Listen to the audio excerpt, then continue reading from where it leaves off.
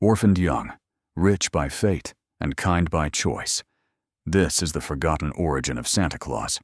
Long ago, in the warm lands of ancient Lycia, where the sea whispers its secrets to the wind, and palm trees sway beneath the golden sun, a boy named Nicholas was born. This was in the small village of Patara around the year 280 AD, when the world still remembered the echo of Roman legions. He grew up in a home filled with love, but fate took his parents from him early, leaving him a fortune. One he chose to share not with greed, but with a generous heart. Nicholas became a bishop in the city of Myra, a humble shepherd, whose eyes shone with kindness and whose hands always reached out to those in need. Imagine those times, when the shadows of poverty covered many families. Nicholas would wander the night streets like an unseen guardian. One evening he heard whispers of despair from a father of 3 daughters. The poor man could not provide dowries for his girls, and they faced a life of hardship and shame. But Nicholas, with a heart full of light, did not wait for morning. Under cover of night, he crept to their home and tossed a small bag of gold coins through an open window, straight into a stocking hanging by the fireplace to dry. By morning, the family awoke to a miracle. The gold gleamed like stars fallen from the sky. The daughters were saved, and no one knew the identity of their secret benefactor. Again and again, Nicholas performed such quiet wonders, becoming a legend among ordinary people. But the sea is a fickle force, and more than once Nicholas tamed its fury. During one terrible storm, when waves roared like enraged dragons and a ship groaned beneath the assault of the wind, sailors cried out for help.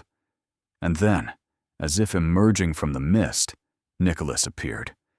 His prayers calmed the storm, and the sailors, trembling from cold and fear, saw in him a protector of all who battle the abyss. From that day on, sailors whispered his name before every voyage, and children, hearing these tales by the hearth, dreamed of such a hero. The years passed like leaves on an autumn wind, and Nicholas departed this world on December 6th, 343. But his spirit did not fade. He became a Saint Nicholas, whose stories were passed from mouth to mouth across Europe. In distant lands where snow blankets the hills like a white quilt, people began to celebrate his day with gifts and joy. In the Netherlands, he was called Santa Claus, a tall, wise old man in a red mantle, with a white beard, who arrived by ship from distant seas, bringing sweets and surprises to well-behaved children. Children left their shoes by the fireplace, filled with straw for his horse, and in the morning found candies or fruit inside an echo of those golden coins from the ancient legend. But true magic blossomed when the story crossed the ocean. In the New World, in America, Dutch settlers brought Sinterklaas with them, and his name gradually transformed into Santa Claus, a cheerful, plump old man with a sack of gifts. And in 1823, when the poet Clement Clarke Moore wrote the poem, A Visit from St. Nicholas, also known as 'Twas the Night Before Christmas, the world met a new hero. Santa racing through the sky in a sleigh pulled by reindeer, with names like Dasher and Donner, slipping down chimneys and leaving gifts beneath the Christmas tree. He was dressed all in fur, from his head to his foot, and his belly shook like jelly when he laughed. The poem sang, and children fell asleep smiling, dreaming of the clatter of hooves on the roof. As the years went by, the fairy tale grew ever brighter. In the 1930s, when the world searched for warmth in cold times, the Coca-Cola Company portrayed Santa as we know him today.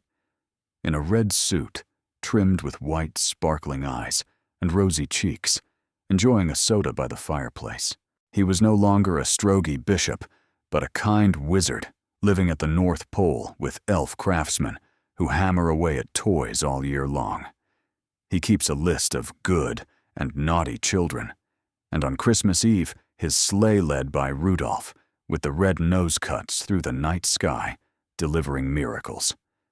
And so, dear friends, in our modern world, St. Nicholas lives on in every act of kindness, in a gift left in secret, in help offered to someone in need, in a smile that lights a spark in another person's heart. He reminds us that true magic is born not from spells, but from love and generosity. So let us, in this festive season, remember that boy from Patara who became the eternal fairy tale guardian of Christmas.